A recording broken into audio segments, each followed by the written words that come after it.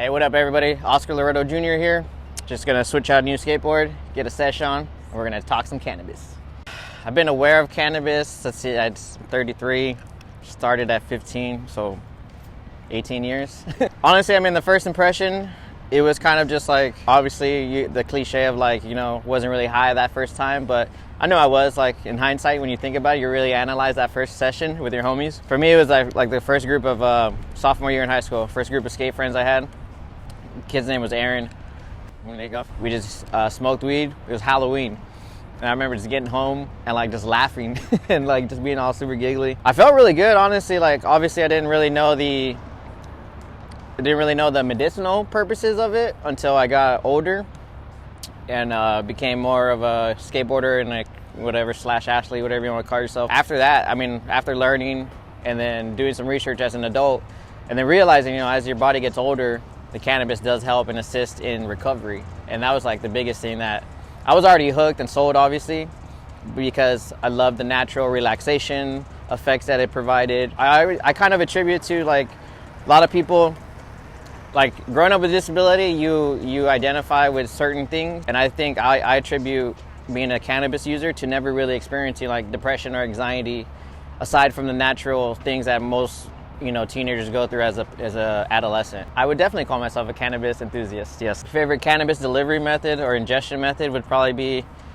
smoking. Just something about smoking is just fun. It's just fun and just easy, obviously. Obviously with the advancements throughout the years, edibles are very discreet and just, you know, also very super easy. I'm not gonna lie, like the first time I dabbed, I thought it was kind of gnarly with the torch and stuff, but learning the effects of that and then seeing, you know, the benefits of a concentrated THC, which is, you know, straight to the dome basically. Oh, and then the application, like the CBD creams, that's also like, that's becoming number one now as I get older and like skating more. Like I got arthritis in my left knee, I found out from just skateboarding for such a long time.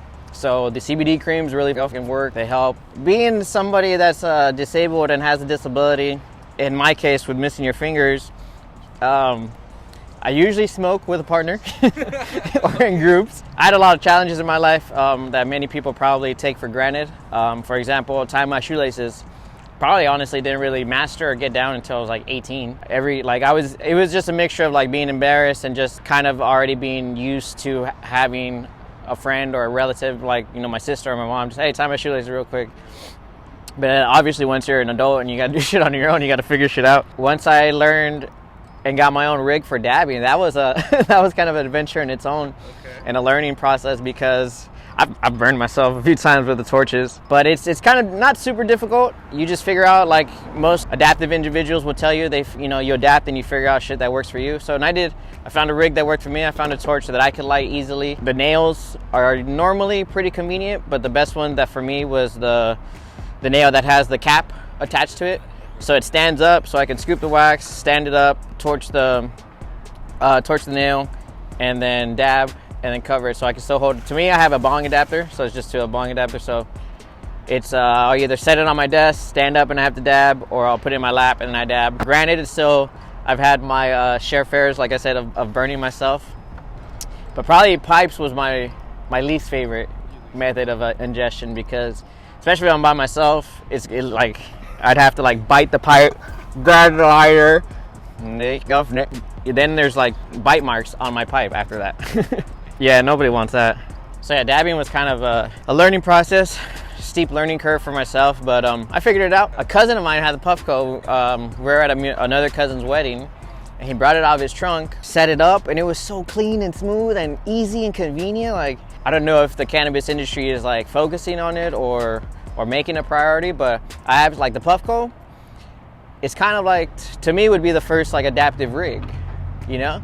Kind of way, I don't know if it was intentional or unintentional, but kind of the same way the Van slip-on was like the first adaptive skate shoe in my eyes, because there was no shoelaces. So for people like me, it was like, oh shit, I could just put my shoe on and I'm out the door. I don't have to spend 15-20 minutes struggling to tie my shoelace, you know? So I think the Puffco in that sense is like that. And I think I've seen a few rigs and items out there in the cannabis world that like seem to market for the disabled community. Whether, like I said, it was intentional or not, I think they're coming out, and I think, you know, hopefully there'll be an influx of all that. in the years to come. Another interesting thing would be learning how many like adaptive individuals, not even just skateboarders, that consume cannabis and are proponents of it too. Like when I met my hero John Comer, rest in peace, like the first thing we did was we smoked a blunt. And like it was so tight. And then he'd asked, he was like, well, how do you roll your joints or your blunts? And I was like, I'll show you. And I remember cracking open the swisher, taking out the tobacco, breaking up the bud, and then rolling the blunt, and like he was blown away. He was impressed, and like to me that was cool. That was just something a fond memory of John and I that I have that to this day is so vague and vivid. I mean, so vivid in my brain that I'll never forget it. And like I think that's the coolest thing. Like if you're able to smoke with your freaking heroes, and then they become your homie, like that's tight. The opportunities I've had because of a combination of my disability and just skateboarding, and people recognize my talents on the board. We got to travel the world. Like I got to Canada, was in the opening ceremonies of the 2010 Paralympic Games. Like we did a little skate demo in conjunction with that, which was pretty sick. I mean, I was sponsored by Element Skateboard for maybe like a decade. I didn't buy a skateboard for like a decade for like straight. I've met a lot of amazing friends and people from the skate industry that not only have, supported my cause and the cause that I'm advocating for, which is adaptive skateboarding, but they've, just friendships and relationships have flourished where it's going to be they'll be lifelong friends, and that's always fucking sick. Now, another cool thing that talking about skateboarding, taking me around the world and doing cool shit, I have the opportunity. The American Smithsonian Natural Museum has this great program about innovation and technology. And they have they're big proponents of adaptive sports. So in February, I'm going to go to the Smithsonian, and we're going to do a ceremony. And I donated to them my prosthetic leg and the skateboard I skated in X Games last summer. And it's basically going to be immortalized in their museum, hopefully with my mugshot there next to it. And I think it's pretty sick, man. I think it's cool. I think it's a milestone for adaptive skateboarders. And I'm just, like I said, I'm trying to continue John's legacy. John put himself out there when a time where most people with disabilities would stay home and just get SSI or SSDI and not try to make, their own path and career. But he broke the mold, so that really inspired me. So I hope things like this, and I'm super grateful that people are recognizing the hard work and my talents.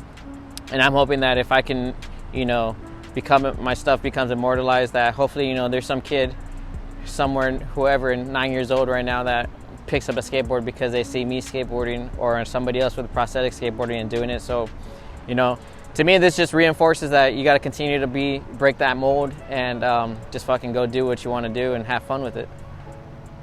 Oh, yeah. thank you, bro. Sick.